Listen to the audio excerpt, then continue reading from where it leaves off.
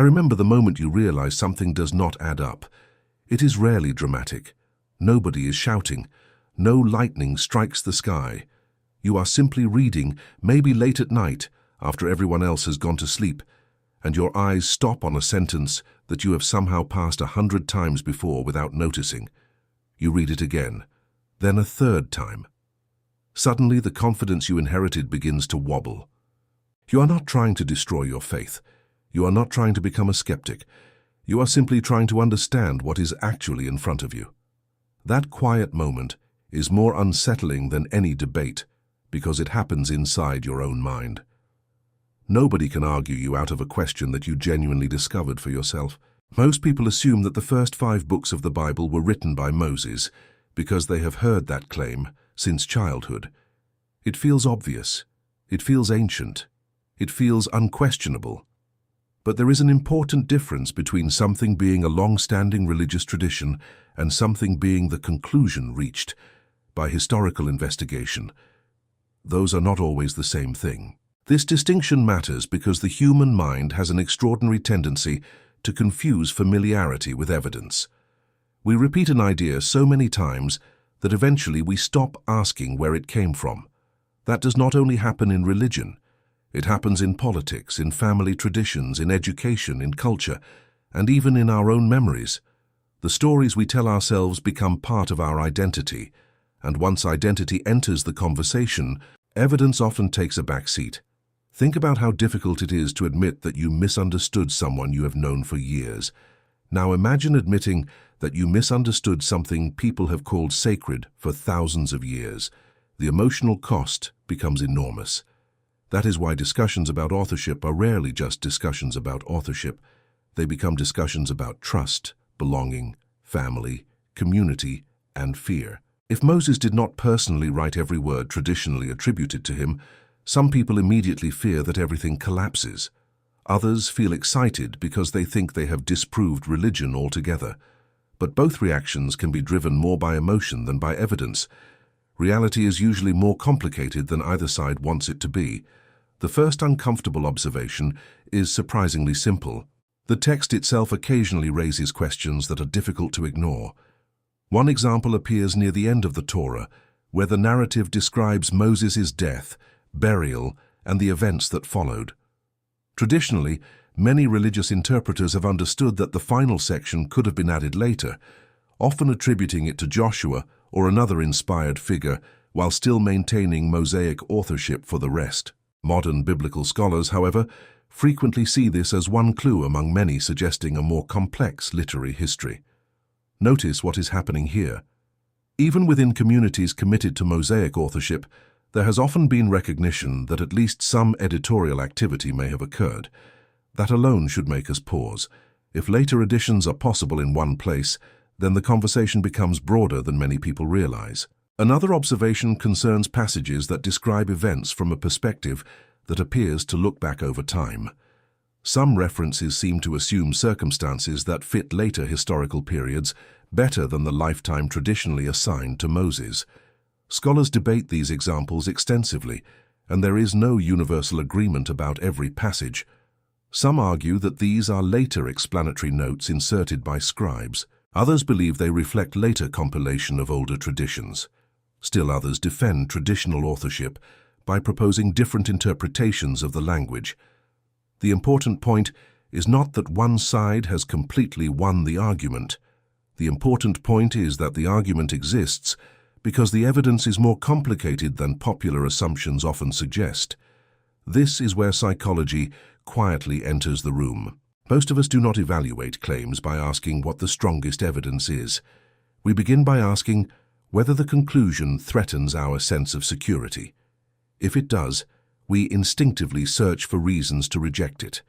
That is not a religious problem. That is a human problem. We all do it. Imagine discovering that a family story repeated at every holiday was never entirely accurate. Even if correcting it changes nothing about the love within your family, people may still resist because the story became part of who they are. Identity protects itself. Communities protect themselves. Traditions protect themselves. Sometimes they protect truth, Sometimes they protect familiarity. Those are not always identical things. The history of biblical scholarship reflects this tension. Over centuries, readers noticed differences in vocabulary, style, repeated narratives, changing names for God, and legal material that seemed to come from different settings. These observations eventually contributed to theories that the Pentateuch developed through multiple literary traditions, edited together over long periods. The well-known documentary hypothesis is one influential example, although many contemporary scholars modify or challenge parts of that framework, while still agreeing that the composition process was likely more complex than a single author writing everything from beginning to end. In other words, scholarship itself continues to evolve. There is active disagreement over details, but broad discussion about layers of composition has become a significant part of academic study. None of this automatically tells us what theological conclusions someone should draw. Historical analysis and religious belief answer different kinds of questions. A believer may conclude that God inspired a long process involving many hands. Another may continue to defend Mosaic authorship with qualifications. Someone else may reject supernatural claims entirely. Those responses involve philosophy and theology in addition to history. The evidence alone does not force everyone toward the same worldview. What it does force is humility. That humility is strangely difficult because certainty feels comforting. We prefer clean answers. We want history to behave like courtroom television, where one dramatic revelation settles everything forever. Real history almost never works that way. Ancient texts survive through copying, editing, preserving, translating, interpreting, and transmitting across generations. Every historian knows that reconstructing the past is often an exercise in probabilities rather than mathematical certainty. Yet our brains dislike probability. We crave absolutes. We would rather hear someone confidently declare that everything is settled than admit that some questions remain open. That preference says more about our psychology than about history itself. Consider another ordinary example. You receive a story from 3 friends who witnessed the same event. None of them are lying, yet each remembers different details. One notices the weather, another remembers the conversation, a third focuses on emotions. Human memory naturally selects and organizes information. Now multiply that process across centuries of oral tradition, writing, copying, editing, and preservation. The remarkable thing is not that scholars debate the formation of ancient texts. The remarkable thing would be if there were no debates at all. This realization can feel disappointing because many of us secretly want certainty handed to us. We want to inherit conclusions instead of examining evidence.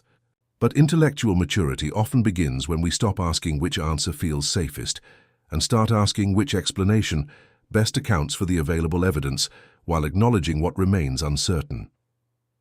That shift is uncomfortable because it removes the illusion that someone else has already done all the thinking for us. It places responsibility back into our own hands. Responsibility is heavier than certainty. It requires patience. It requires curiosity.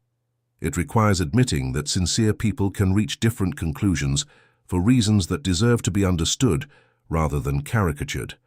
Perhaps the deeper question is not whether Moses personally wrote every line. Perhaps the deeper question is why that issue feels so emotionally charged in the first place. If a person's entire worldview depends on a simplistic assumption about authorship, then even modest historical questions can feel like existential threats. On the other hand, if someone is committed only to disproving religion, they may exaggerate what the evidence actually establishes. In both cases, identity begins steering interpretation before the evidence has fully spoken. That is one of the oldest psychological traps humans fall into. We mistake defending ourselves for defending truth. We confuse confidence with accuracy. We assume that certainty is evidence when, in reality, certainty is often just a feeling. If these conversations challenge you, that does not necessarily mean your beliefs are weak. It may simply mean you are encountering the difficult process of separating inherited assumptions from carefully examined conclusions.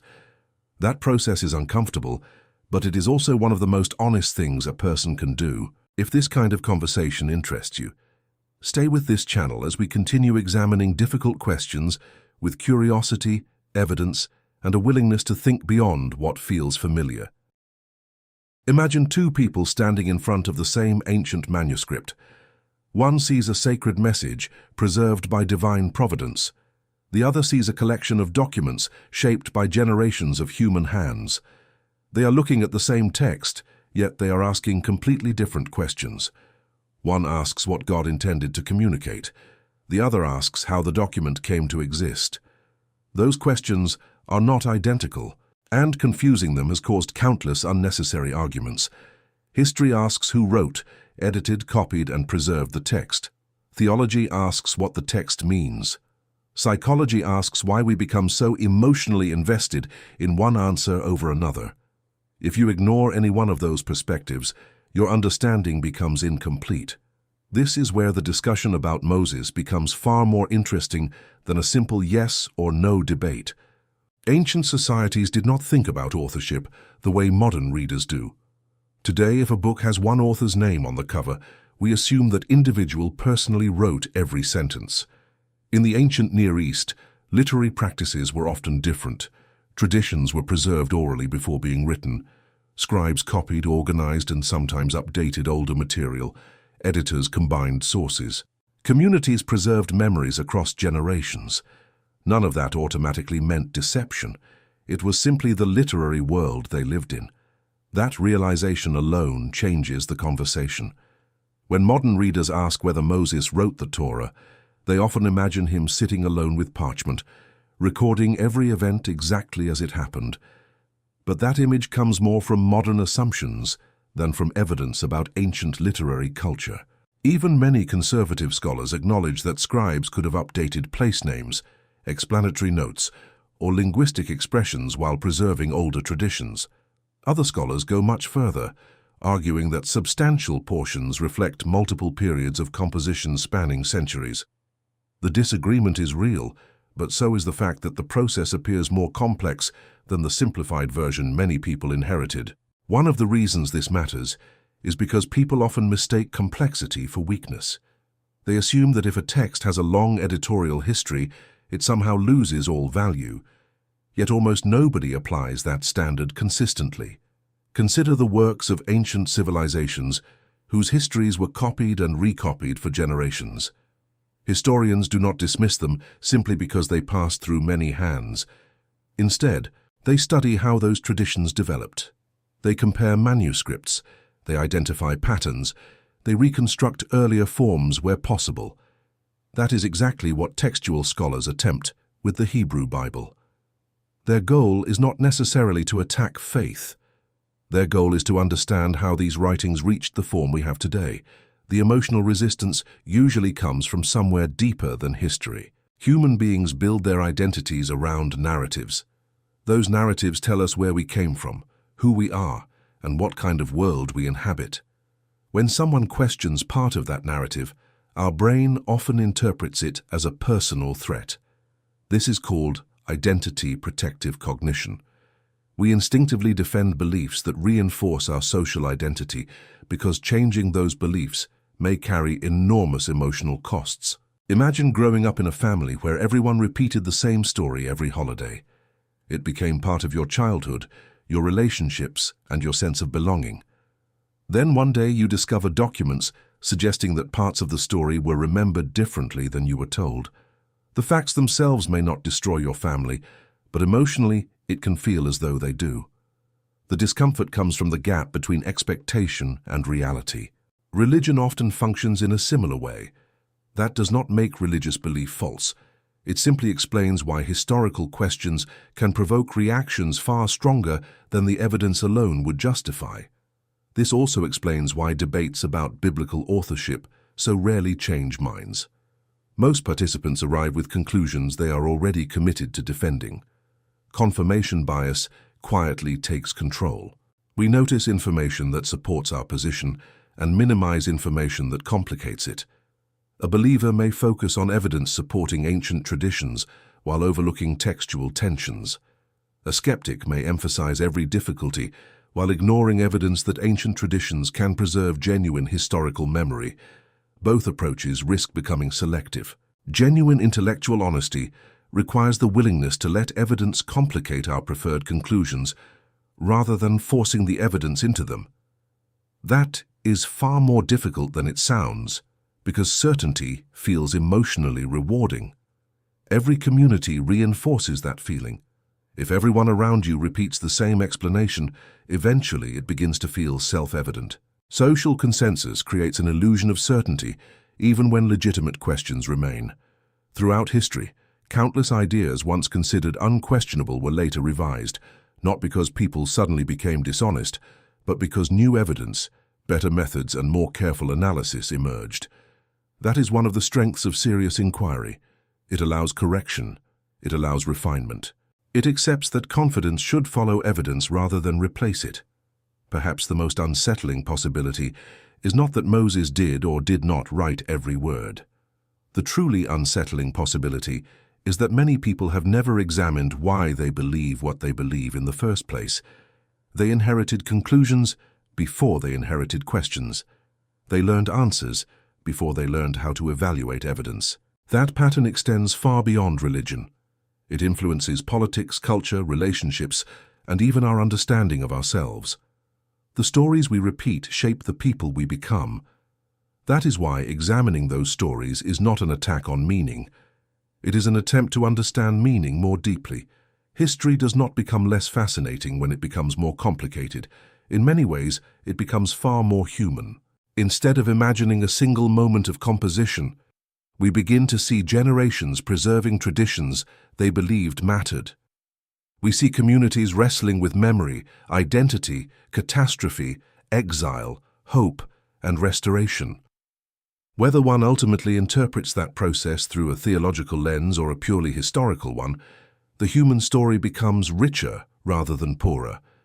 The question therefore shifts. Instead of asking whether one simple tradition survives untouched, perhaps we should ask whether our desire for simple answers has prevented us from appreciating the remarkable complexity of how influential texts come into existence. That question reaches far beyond Moses. It reaches into every belief we hold, every assumption we inherit, and every certainty we rarely stop to examine. Independent thinking begins when we become willing to ask difficult questions without assuming we already know where they will lead. If that pursuit matters to you, continue exploring these conversations with an open mind, because understanding rarely grows from protecting comfortable assumptions. It grows from having the courage to examine them. There is a strange irony hiding beneath this entire conversation. Many people begin by asking whether Moses wrote the Bible, but they end up discovering that the more important question was never about Moses at all. It was about themselves. It was about why certain ideas felt untouchable. It was about why asking one historical question could trigger fear, defensiveness, relief, curiosity, or even anger. Those emotional reactions are worth paying attention to because they reveal something about the human mind that extends far beyond religion. We all like to believe that we reached our conclusions through careful reasoning. In reality, psychology suggests that our reasoning often begins after our intuitions have already chosen a side. We instinctively protect the beliefs that help us make sense of the world, especially when those beliefs are connected to family, community, identity, or purpose. That is why changing a deeply held belief rarely feels like updating a fact. It feels like losing a piece of yourself. Imagine someone who spent their entire life in a town where every person agreed on the same explanation for an important historical event. Every teacher repeated it, every parent repeated it, every celebration reinforced it. Every disagreement was treated as unnecessary because everyone already knew the answer. Then one day that person encounters evidence suggesting the story may have been more complicated than they realized. Their first reaction probably will not be excitement. It will be discomfort. The mind does not enjoy uncertainty. It interprets uncertainty as instability, and instability feels dangerous. This is one reason certainty can become addictive. It gives us emotional security, even when reality remains more nuanced. History, however, has little interest in preserving our emotional comfort. The past is under no obligation to fit modern expectations. Ancient texts emerged in cultures that operated according to literary conventions, educational systems, and methods of preserving tradition that often differ significantly from our own. Expecting those texts to behave like modern books can create confusion before we even begin examining the evidence. Scholars who study the formation of the Hebrew Bible spend years comparing language, literary structures, historical references, archaeological findings, and manuscript traditions. They disagree about numerous details, but their disagreements themselves demonstrate something important. Serious investigation is not built upon avoiding difficult questions. It is built upon asking better ones. Some researchers conclude that the Pentateuch reflects the work of multiple sources gradually compiled and edited over centuries.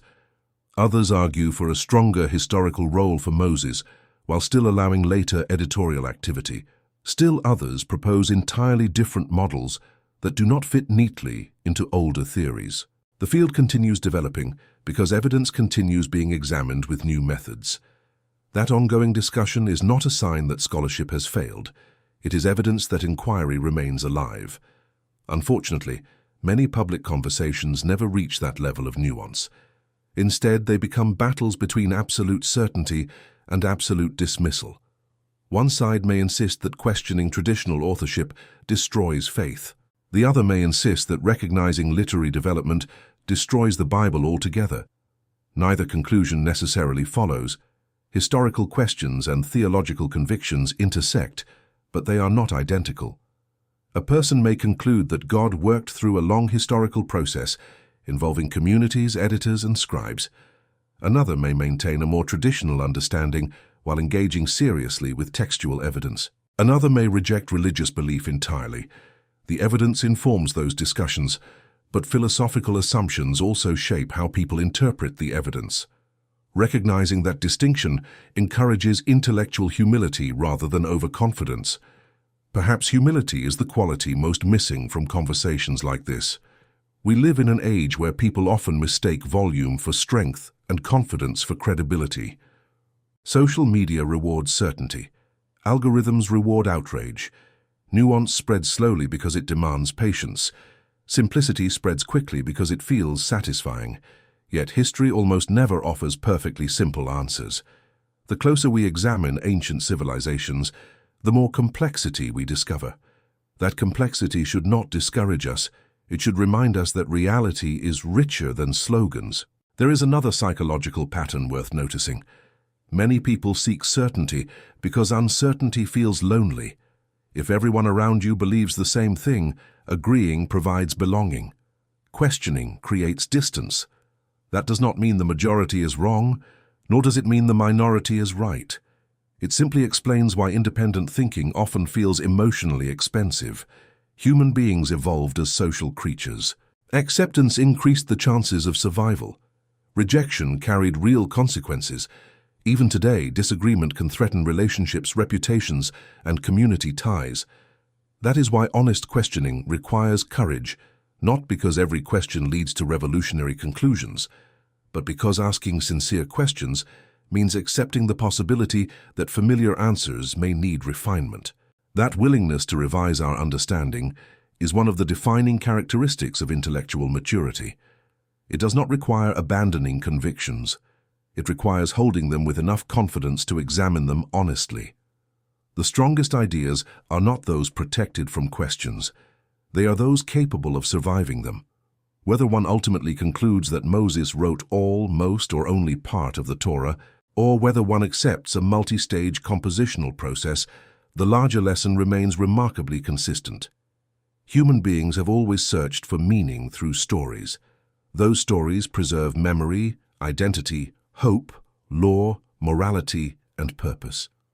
Understanding how those stories were transmitted does not automatically determine whether they carry spiritual significance. It tells us something about the people who preserved them and the remarkable effort involved in passing them across generations. That realization can inspire respect, even among those who disagree about theology. It reminds us that ancient texts are not merely words on paper. They are products of civilizations wrestling with suffering, justice, exile, leadership, failure, forgiveness, and hope. Those questions remain recognizable Because human nature has changed far less than technology has. We still seek certainty. We still fear being wrong. We still confuse confidence with evidence. We still inherit beliefs before we evaluate them. We still struggle to separate what we know from what we assume. Perhaps that is the deepest reason conversations like this matter. They are not merely about ancient history. They are exercises in learning how to think. Every time we pause before accepting a familiar claim, every time we distinguish between evidence and assumption, every time we admit the limits of our knowledge instead of pretending certainty, we become slightly more capable of understanding both the world and ourselves.